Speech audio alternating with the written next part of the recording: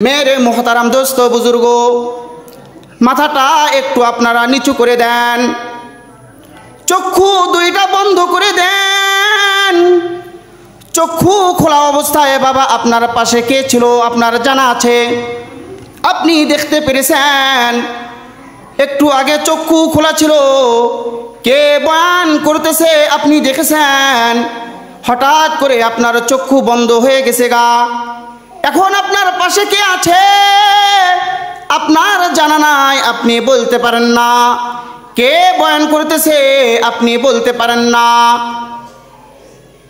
ওরে মেরে দোস্ত বুজুর্গ বুড়া বাবারা যুবক ভাইরা পর্দার আড়ালের মা ও বোনেরা মাথা নিচু করে দিয়ে চক্ষু দুইটা বন্ধ করে মনে করেন আপনার দেহ থেকে আমার দেহ থেকে রূহটা আল্লাহ তাআলা নিয়ে গেলেন रूह चले गेलो रूह चले जाओयार साथे साथे जानाजानी हये गेलो अमुके दुनिया थेके चले गेछे केउ केउ आबार माइके एलान करार जन्य बाबा चले जाए अमुक दुनिया थेके चले गेछे आबार केउ काफनेर कापड़ केनार जन्य बाजारे चले जाए आबार केउ केउ कबर खनन करार जन्य कबरस्थाने चले जाए बाबा आबार केउ बाँश काटार जन्य बाँशेर सोपे चले जाए आबार केउ बड़ई पातार गरम पानी करार जन्य चले जाए मने करें आपनार शरीर थेके रूह चले गेछे आमार शरीर थेके रूह चले गेछे बाबा एमन अवस्थाय गरम पानी करार जन्य जिनि गियेछेन तार एकटाई उद्देश्य जे जिनि मारा गेछेन ताके माटिर नीचे दाफन करार जन्य ताड़ाताड़ी करते हबे आबार जिनि दुकानेर मध्य कापड़ केनार जन्य गियेछेन तारो एकटा उद्देश्य जिनि मारा गेछेन ताके माटिर नीचे दाफन करते हबे जिनि कबर खनन करार जन्य चले गेछेन कबरस्थाने तारो एकटा उद्देश्य बाबा जे जिनि मारा गेछेन ताके ताड़ाताड़ी माटिर नीचे दाफन करते हबे मने करेन रे मन मने करेन आपनार देह थेके आमार देह थेके रूहटा चले गेल एमत अवस्थाय बड़ई पातार गरम पानी दिए आपनाके आमार देहटाके सुंदर करे गोसल कराया दिल गोसल करानोर परे बाबा बाजार थेके जेई काफनेर कापड़टा किने एनेछे सुंदर करे बिछाया आपनार देहटा आमार देहटा राइखा सुंदर करे आतर गोलाप दिए साजाइया बाबा सुंदर करे माथार उपरे एकटा बाँधन दिल बाबा जेई एमन एकटा बाँधन दिल मन रे बुझाय रे मन जेई बाँधन दिएছি जेई आकल दिए जेई बेरेन दिए तुमी दुनियाते चलाफेरा करेছো जेई बेरेन दिए तुमी बिबिरे चिनेছো जेई बेरेन दिए तुमी तुम्हार सन्तानके चिनेছো जेई बेरेन दिए तुमी व्यवसा बाणिज्य करे श्रमेर যুবক এই बेरेन दिए आर कोनोदिन दुनियाते तुमी कोनो किछु करते पारबा ना आबार माझार मध्य एकटा बाँधन दिए देय बाबा माजाय बाँधन दिए बुझाय एरे मन এই মাজা আর হাত তুমি কোনোদিন নড়াচড়া করতে পারবে না যে হাত দিয়ে তুমি আলেমের উপর তুমি হাত উঠাইছো যে হাত দিয়ে তুমি ছোটদের উপর জুলুম করেছো যে হাত দিয়ে তুমি মানুষের উপর জুলুম করেছো রে যুবক এই হাত আর কোমর বাইদা বুঝায় যে হাত আর কোমর তুমি কোনোদিন তুমি নড়াচড়া করতে পারবে না আবার স্মরণ করে দেখো পায়ের নিচে পায়ের জায়গায় একটা বাঁধন দেয় পায়ে বাঁধন দিয়ে বুঝায় হেরে মন এই পা দিয়ে তুমি কত গুনাহের কাজ করেছো পা দিয়ে যাত্রায় গিয়েছো পা দিয়ে তুমি সুস্থ ছিলা অনেক বেহুদা কাজ কর্ম করেছো এরে মা এরে বুড়া বাবারা একটু স্মরণ করে দেখেন পায়ের নিচে যেই গেট্টু দেয় যে বাঁধনটা দেয় এই বাঁধনটা দেওয়ার উদ্দেশ্য হলো এই পা দিয়া তুমি কত দৌড়াদৌড়ি করেছো এই পা দিয়া তুমি কত যাত্রার প্যান্ডেলে গিয়েছো এই পা দিয়া তুমি মসজিদে যাও নাই রে যুবক এই পা দিয়া তুমি ওয়াজ মাহফিলে যাও নাই আজকে তোমার পায়ে বাঁধন দিয়েছে এই পা দিয়া তুমি আর কোনোদিন জমিনে চলতে পারবা না এরে বাবা একটু খেয়াল করে দেখেন আপনার আমার দেহটাকে যখন সাদা কাপড়ের মধ্যে পেঁচাইয়া প্যাকেট করা হলো বাবা, আপনার আমার দেহটাকে মসজিদের পালকির খাটলির মধ্যে শোয়ায় দিল।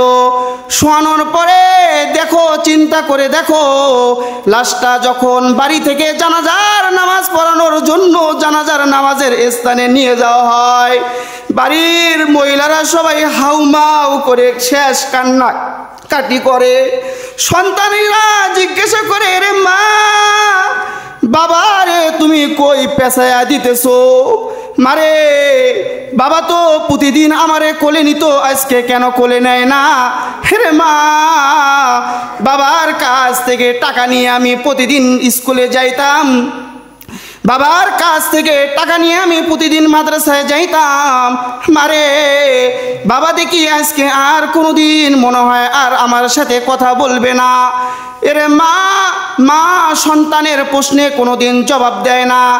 মা শুধু ফুপায়া ফুপায়া কান্দে, ফুপায়া ফুপায়া কান্দে। এরে যুবক, চিন্তা করে দেখো, তোমার আমার জানাজার নামাজটা হয়ে গেল। জানাজার নামাজ শেষে কয়েকজন খাটলিতে কইরা তোমার আমার লাশটা আগায়া আগায়া নিয়ে গেতেছে। হাজার হাজার জনতা ওই খাটলির পিছনে পিছনে তারা যাইতেছে, একটাই উদ্দেশ্য, তোমাকে আমাকে দাফন করা হবে। এই কবরের মধ্যে বাবা কেউ যাবে না, কবরের মধ্যে তোমার সন্তান যাবে না, কবরের মধ্যে তোমার বাচ্চা যাবে না, কবরের মধ্যে তোমার বিবি যাইবে না। হাজার হাজার লোকজন পিছনে পিছনে গিয়ে উদ্দেশ্য একটাই, কবরের মধ্যে ওই ব্যক্তিকে রাখা হবে যেই ব্যক্তি এখন খাটলির ওপর সুন্দর করে ঘুমাইতেছে, সুন্দর করে ঘুমাইতেছে, ওই ব্যক্তিকে কবরের ভিতরে রাখা হবে। আরে যুবক ভাইরা, বুড়া বাবারা, এলাকার মা ও বোনেরা, মিন রিয়াদিল জান্নাহ আও হুফরাতুম মিন হুফারিন নার أو كما قال عليه الصلاة والسلام اللهم صل على محمد وعلى آل محمد كما صليت على إبراهيم وعلى آل إبراهيم إنك حميد مجيد اللهم بارك على محمد وعلى آل محمد كما باركت على إبراهيم وعلى آل إبراهيم إنك حميد مجيد মুআজ্জাজ মুকাররম মুসল্লিয়ান ইকরাম, সম্মুখমানে দিন প্রিয়, ইসলাম প্রিয় বুড়া বাবারা, যুবক ভাইয়েরা, পর্দার আড়ালের মা ও বোনেরা, বিশ্ব প্রতিপালক বিশ্ব প্রভুর দরবারে লাখো কোটি শুকর যে মহান রব্বুল আলামিন আমাদেরকে অত্যন্ত মায়া করে, মহাব্বত করে আল্লাহ জাল্লা শাহনুর ঘরে আসবার বসবার তৌফিক দান করেছেন। এই জন্য মহান রব্বুল আলামিনের দরবারে আমরা সকলেই কালিমাতুশ শুকর আদায় করি, সকলে বলি আলহামদুলিল্লাহ। আওয়াজ বোঝা যায় তো না? বোঝা যায় ভেতরে? মুহতারাম হাজরিন, আমাদের নবী মুহাম্মদুর রাসূলুল্লাহ সাল্লাল্লাহু আলাইহি ওয়াসাল্লাম মেরাজে গিয়েছিলেন। মেরাজে যাওয়ার সময় আল্লাহর নবী সাল্লাল্লাহু আলাইহি ওয়াসাল্লামকে আল্লাহ তাআলা কিছু নিদর্শন দেখাইছেন, জান্নাতের বাগান দেখাইছেন, জান্নাত জাহান্নাম ভ্রমণ করাইছেন। তো আল্লাহর নবীকে আল্লাহ তাআলা কিছু কি দেখাইছেন? নিদর্শন দেখাইছেন। জান্নাত জাহান্নাম যে আছে আমরা বিশ্বাস করি না? কথা বলেন না, বিশ্বাস করি না? বিশ্বাস যদি না করি তাহলে আমাদের ঈমান থাকবে? ঈমান থাকবে না। জান্নাত জাহান্নাম সত্য, যারা নাস্তিক আছে তারা বিশ্বাস করে না, আল্লাহরে মানে না। আল্লাহ আবার কি এর? নাউজুবিল্লাহ বলেন। জান্নাত জাহান্নাম বলতে কিছুই নাই। একজন মানুষ মারা গেল,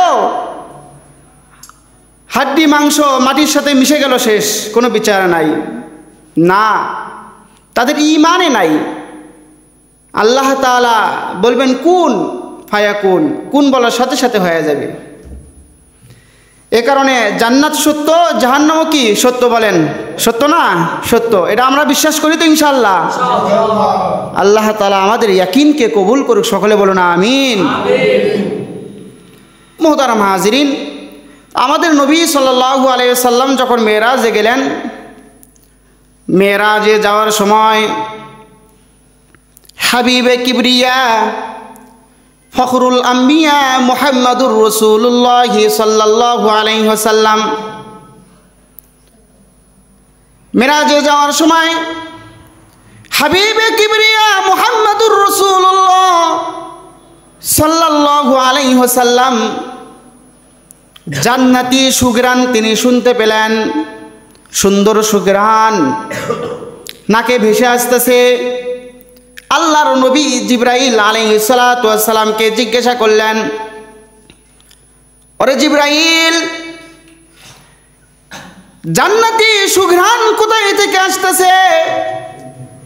জিবরাইল আলাইহিস সালাতু ওয়াস সালাম আল্লাহর নবীকে বলতেছেন, ও আল্লাহর নবী গো, ফেরাউনের বিবি আসিয়া এবং আসিয়ার সাথে যারা ফেরাউনের দরবারে যারা শাহাদাত বরণ করেছিলেন,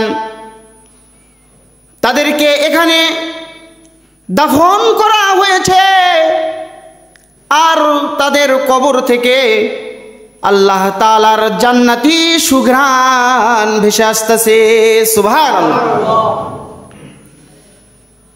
জিবরাইল আলাইহিস সালাতু ওয়াস সালাম মিরাজ থেকে আয়া আল্লাহ নবী সাহাবায়ে কেরামের সামনে বয়ান করতেছেন, এই সাহাবায়ে কেরাম, মিরাজে যাওয়ার সময় আমি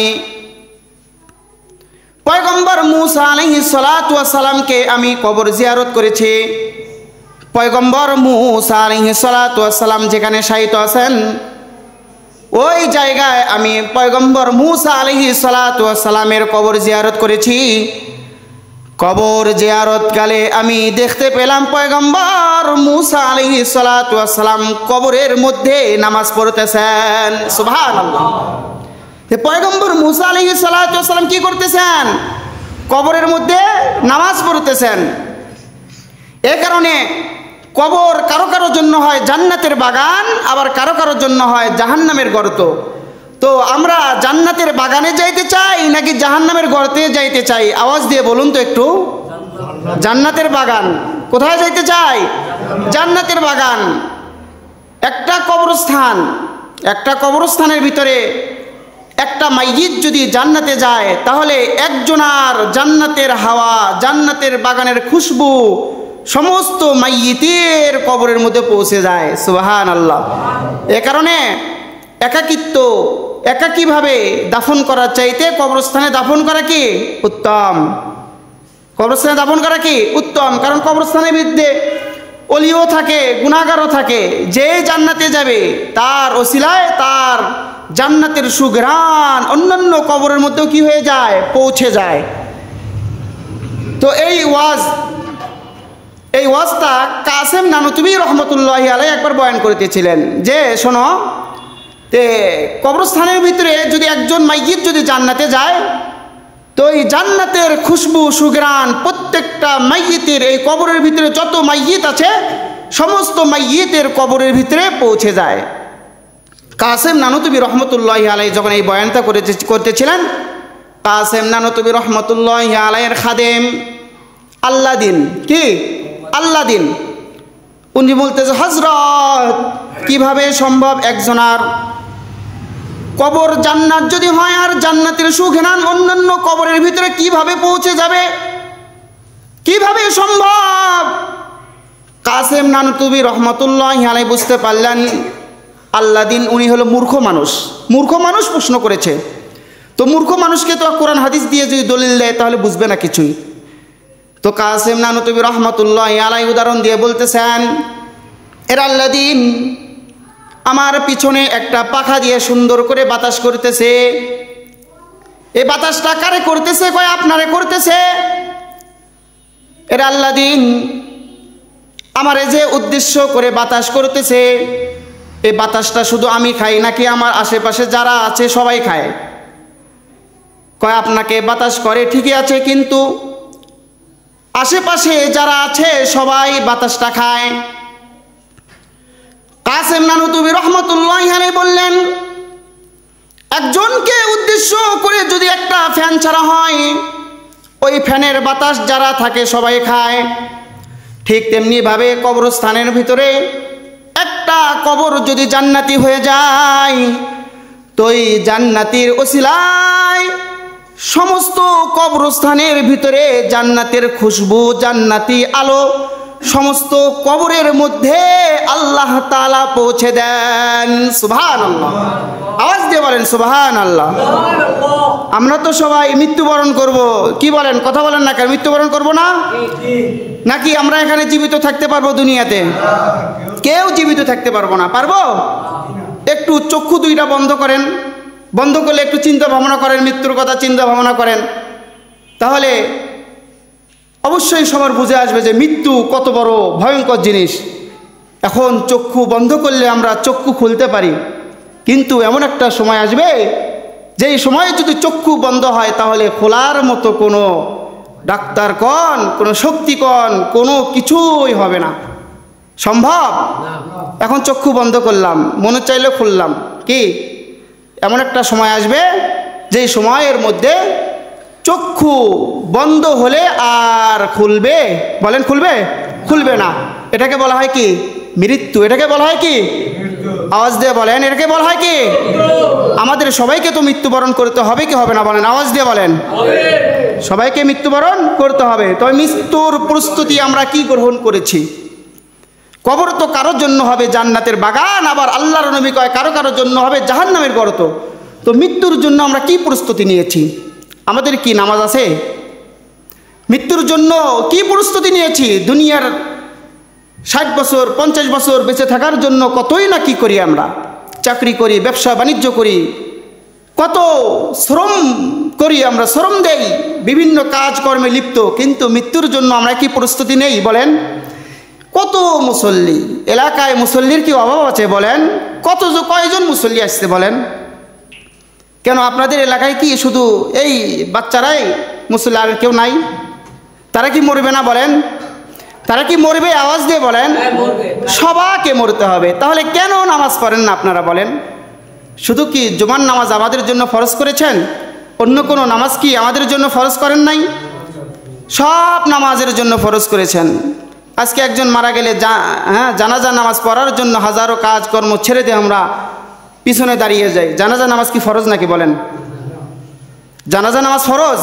তো জানাজার নামাজকে আমরা গুরুত্ব দিতেছি, অথচ আল্লাহ তাআলা যে নামাজকে ফরজ করেছেন ওই নামাজকে আমরা গুরুত্ব দিচ্ছি না। আমাদের মতো নির্বোধ এই দুনিয়াতে কি আরও কেউ আছে? বলেন, যেগুলো ফরজে কেফায়া, এই কেফায়া নামাজ আমরা শরীক হচ্ছি, আর যেগুলো ফরজ, এই ফরজ নামাজ আমরা কাজা করতেছি। এ হলো আমাদের হাল। মাথাটা একটু নিচু করে দেন তো সবাই মাথাটা একটু নিচু করে দেন। মনে করেন কি আপনি নাই, আপনি কি নাই, আমি নাই, ওই চলে গেছি, আল্লাহ আমাদের রূপটা নিয়ে গেছে। মনে করেন, একটু চিন্তা করেন, মৃত্যুর কথা একটু চিন্তা করেন। মাঝে মাঝে কবরের সামনে যাবেন, মা বাবার কবর জিয়ারত করবেন, একটু চিন্তা ভাবনা করবেন, চক্ষু দুইটা বন্ধ করে একটু চিন্তা ভাবনা করবেন যে আমার মতো আমার বাবাও তো ছিল, আমার মতো আমার মা তো জীবিত ছিল, আজকে তো তারা নাই, আর আমিও একদিন থাকবো না, আমার ছেলে সন্তানও একদিন থাকবে না। থাকবে? বলেন, কেউ থাকবে না। মাথা একটু নিচু করেন, সবাই নিচু করেন মাথাটা, একটু মৃত্যুর কথা স্মরণ করেন। মৃত্যুর কথা কি করবেন? স্মরণ করবেন। মেরে মোহতারাম দোস্ত বুজুর্গ, মাথাটা একটু আপনারা নিচু করে দেন, চক্ষু দুইটা বন্ধ করে দেন। চক্ষু খোলা অবস্থায় বাবা আপনার পাশে কে ছিল আপনার জানা আছে, আপনি দেখতে পেরেছেন। একটু আগে চক্ষু খোলা ছিল, কে বয়ান করতেছে আপনি দেখেছেন। হঠাৎ করে আপনার চক্ষু বন্ধ হয়ে গেছে গা। এখন আপনার পাশে কে আছে আপনার জানা নাই, আপনি বলতে পারেন না। কে বয়ান করতেছে আপনি বলতে পারেন না। ওরে মেরে দোস্ত বুজুর্গ, বুড়া বাবারা, যুবক ভাইয়েরা, পর্দার আড়ালের মা ও বোনেরা, মাথা নিচু করে দিয়ে চক্ষু দুইটা বন্ধ করে মনে করেন আপনার দেহ থেকে আমার দেহ থেকে রূহটা আল্লাহ তাআলা নিয়ে গেলেন। রূহ চলে গেল। রূহ চলে যাওয়ার সাথে সাথে জানাজানি হয়ে গেল অমুকে দুনিয়া থেকে চলে গেছে। কেউ কেউ আবার মাইকে এলান করার জন্য বাবা চলে যায় অমুক দুনিয়া থেকে চলে গেছে। আবার কেউ কাফনের কাপড় কেনার জন্য বাজারে চলে যায়। আবার কেউ কেউ কবর খনন করার জন্য কবরস্থানে চলে যায় বাবা। আবার কেউ বাঁশ কাটার জন্য বাঁশের সোপে চলে যায়। আবার কেউ বড়ই পাতার গরম পানি করার জন্য চলে যায়। মনে করেন আপনার শরীর থেকে রূহ চলে গেছে, আমার শরীর থেকে রূহ চলে গেছে বাবা। এমন অবস্থায় গরম পানি করার জন্য যিনি গিয়েছেন তার একটাই উদ্দেশ্য, যে যিনি মারা গেছেন তাকে মাটির নিচে দাফন করার জন্য তাড়াতাড়ি করতে হবে। আবার যিনি দোকানের মধ্যে কাপড় কেনার জন্য গিয়েছেন তারও একটা উদ্দেশ্য, যিনি মারা গেছেন তাকে মাটির নিচে দাফন করতে হবে। যিনি কবর খনন করার জন্য চলে গেছেন কবরস্থানে তারও একটা উদ্দেশ্য বাবা, যে যিনি মারা গেছেন তাকে তাড়াতাড়ি মাটির নিচে দাফন করতে হবে। মনে করেন মনে করেন আপনার দেহ থেকে আমার দেহ থেকে রূহটা চলে গেল। এমত অবস্থায় বড়ই পাতার গরম পানি দিয়ে আপনাকে আমার দেহটাকে সুন্দর করে গোসল করায়া দিল। গোসল করানোর পরে বাবা বাজার থেকে যেই কাফনের কাপড়টা কিনে এনেছে সুন্দর করে বিছায়া আপনার দেহটা আমার দেহটা রাইখা সুন্দর করে আতর গোলাপ দিয়ে সাজাইয়া বাবা সুন্দর করে মাথার উপরে একটা বাঁধন দিল বাবা। যেই এমন একটা বাঁধন দিল মন রে বুঝায় রে মন, যেই বাঁধন দিয়েছি, যেই আকল দিয়ে, যেই বেরেন দিয়ে তুমি দুনিয়াতে চলাফেরা করেছো, যেই বেরেন দিয়ে তুমি বিবিরে চিনেছো, যেই বেরেন দিয়ে তুমি তোমার সন্তানকে চিনেছো, যেই বেরেন দিয়ে তুমি ব্যবসা বাণিজ্য করে শ্রমের যুবক, এই বেরেন দিয়ে আর কোনোদিন দুনিয়াতে তুমি কোনো কিছু করতে পারবা না। আবার মাজার মধ্যে একটা বাঁধন দিয়ে দেয় বাবা। মাজায় বাঁধন দিয়ে বুঝায় এরে মন, এই মাজা আর হাত তুমি কোনোদিন নড়াচড়া করতে পারবা না। যেই হাত দিয়ে তুমি আলেমের ওপর তুমি হাত উঠাইছো, যেই হাত দিয়ে তুমি ছোটদের ওপর জুলুম করেছো, যেই হাত দিয়ে তুমি মানুষের ওপর জুলুম করেছো রে যুবক, এই হাত আর কোমর বাইদা বুঝায় যে হাত আর কোমর তুমি কোনোদিন তুমি নড়াচড়া করতে পারবা না। আবার স্মরণ করে দেখো পায়ের নিচে পায়ের জায়গায় একটা বাঁধন দেয়, পায়ে বাঁধন দিয়ে বুঝায় হেরে মন, এই পা দিয়ে তুমি কত গুনাহের কাজ করেছো, পা দিয়ে যাত্রায় গিয়েছো, পা দিয়ে তুমি সুস্থ ছিলা, অনেক বেহুদা কাজ কর্ম করেছো। এরে মা, এরে বুড়া বাবারা একটু স্মরণ করে দেখেন পায়ের নিচে যেই গেট্টু দেয়, যে বাঁধনটা দেয়, এই বাঁধনটা দেওয়ার উদ্দেশ্য হলো এই পা দিয়া তুমি কত দৌড়াদৌড়ি করেছো, এই পা দিয়া তুমি কত যাত্রার প্যান্ডেলে গিয়েছো, এই পা দিয়া তুমি মসজিদে যাও নাই রে যুবক, এই পা দিয়া তুমি ওয়াজ মাহফিলে যাও নাই। আজকে তোমার পায়ে বাঁধন দিয়েছে, এই পা দিয়া তুমি আর কোনোদিন জমিনে চলতে পারবা না। এরে বাবা একটু খেয়াল করে দেখেন, আপনার আমার দেহটাকে যখন সাদা কাপড়ের মধ্যে পেঁচায়া প্যাকেট করা হলো বাবা, আপনার আমার দেহটাকে মসজিদের পালকির খাটলির মধ্যে শোয়ায় দিল। শোয়ানোর পরে দেখো, চিন্তা করে দেখো, লাশটা যখন বাড়ি থেকে জানাজার নামাজ পড়ানোর জন্য জানাজার নামাজের স্থানে নিয়ে যাওয়া হয়, বাড়ির মহিলারা সবাই হাউমাউ করে শেষ কান্না কাটি করে। সন্তানেরা জিজ্ঞাসা করে রে মা, বাবা রে তুমি কই পেশায়া দিতেছো? মারে বাবা তো প্রতিদিন আমারে কোলে নিত, আজকে কেন কোলে নেয় না? রে মা, বাবার কাছ থেকে টাকা নিয়ে আমি প্রতিদিন স্কুলে যাইতাম, বাবার কাছ থেকে টাকা নিয়ে আমি প্রতিদিন মাদ্রাসায় যাইতাম। মারে বাবা দেখি আজকে আর কোনোদিন মনে হয় আর আমার সাথে কথা বলবে না। এরে মা মা সন্তানের প্রশ্নে কোনোদিন জবাব দেয় না। মা শুধু ফুপায়া ফুপায়া কান্দে, ফুপায়া ফুপায়া কান্দে। এরে যুবক, চিন্তা করে দেখো, তোমার আমার জানাজার নামাজটা হয়ে গেল। জানাজার নামাজ শেষে কয়েকজন খাটলিতে কইরা তোমার আমার লাশটা আগায়া আগায়া নিয়ে গেতেছে। হাজার হাজার জনতা ওই খাটলির পিছনে পিছনে তারা যাইতেছে, একটাই উদ্দেশ্য, তোমাকে আমাকে দাফন করা হবে। এই কবরের মধ্যে বাবা কেউ যাবে না, কবরের মধ্যে তোমার সন্তান যাবে না, কবরের মধ্যে তোমার বাচ্চা যাবে না, কবরের মধ্যে তোমার বিবি যাইবে না।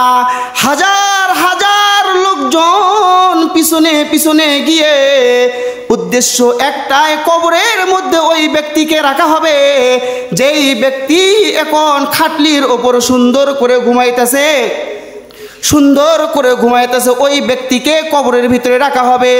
আরে যুবক ভাইয়েরা, বুড়া বাবারা, এলাকার মা ও বোনেরা, চিন্তা করে দেখেন, কিছুক্ষণ পর যখন আপনারা আমার দেহটাকে কবরের সামনে নিয়ে গেল, কবরের সামনে নিয়ে যায় দুইজন অথবা তিনজন কবরের ভিতরে লাফ দিয়ে নাইমা গেল।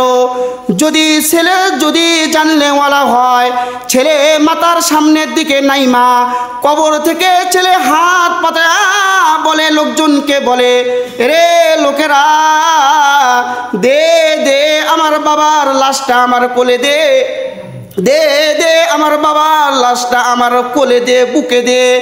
এমন ছেলে এমন সময় বাবা লাশটা বুকে নেয় যে বাবা লাশটা 5 মিনিটও সে বুকের ভিতরে রাখতে পারে না, 1 মিনিটও সে বুকের ভিতরে স্থায়ীভাবে রাখতে পারে না। বাবা সন্তান বাবা লাশটা বুকে নেওয়ার সাথে সাথে কবরের ভিতরে শোয়া দেয়। 1 মিনিটের জন্য স্থায়ীভাবে সে বুকে নিয়ে থাকতে পারে না, 1 মিনিটের জন্য স্থায়ীভাবে সে কোলে নিয়ে থাকতে পারে না। বাবাকে কবরের মধ্যে শোয়া, এবার সন্তান বাবার শেষ চেহারাটা দেখার জন্য এবার মাথার বাঁধনটা খুইলা বাবার চেহারা মোবারক দেখার জন্য এক নজর দেখে, আর সন্তান নিজেরে বলে, আর সন্তান বাবারে বলে, ও বাবা গো, নিজে আদর না পাইয়া সন্তানকে আদর করেছো, নিজে না খাইয়া সন্তানকে আমাদেরকে তুমি খাওয়াইছো, নিজে না পরিধান কইরা আমরা সন্তান আমাদেরকে তুমি পড়াইছো।